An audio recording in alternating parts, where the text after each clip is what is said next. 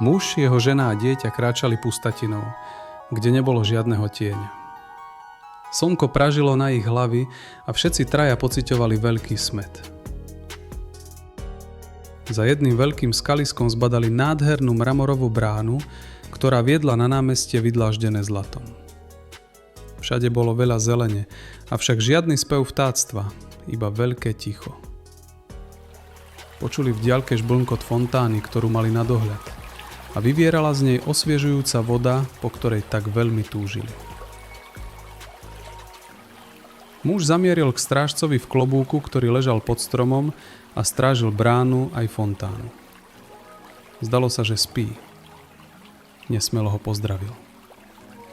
Dobrý deň, pozdravil. Dobrý deň, odpovedal pokojne strážca.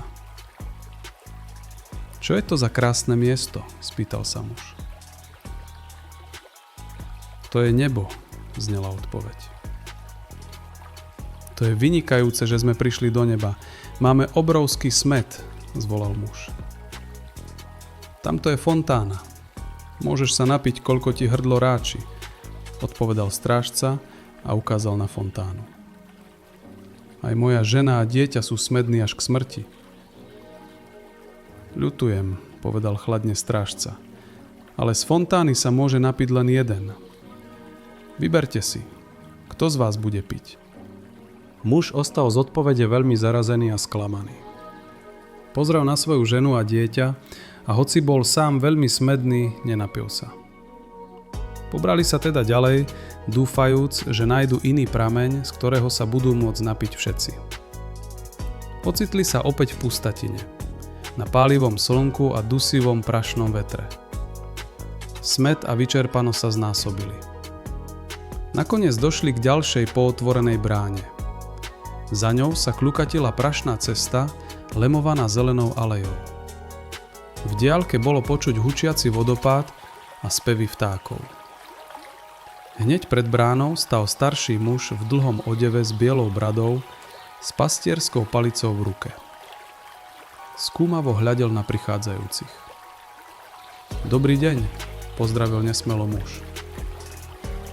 Dobrý deň, odpovedal starší muž. Ja, moja žena a dieťa sme strašne smední. Môžeme sa napiť?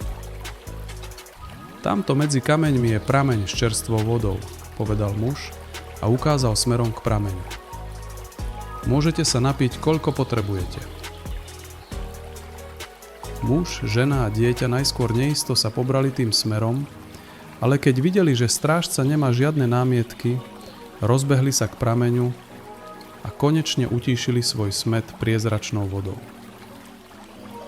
Veľká vďaka, povedal muž. Môžete sa vrátiť a napiť sa kedykoľvek budete chcieť, odpovedal strážca. A kde to vlastne sme? Spýtal sa muž.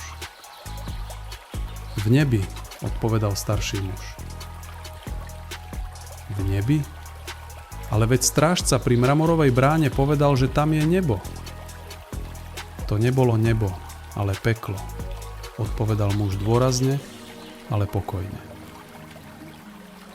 Pocestný bol v rozpakoch a potom povedal: To je ale nečestné, keď tvrdil, že tam je nebo a pritom to bolo peklo.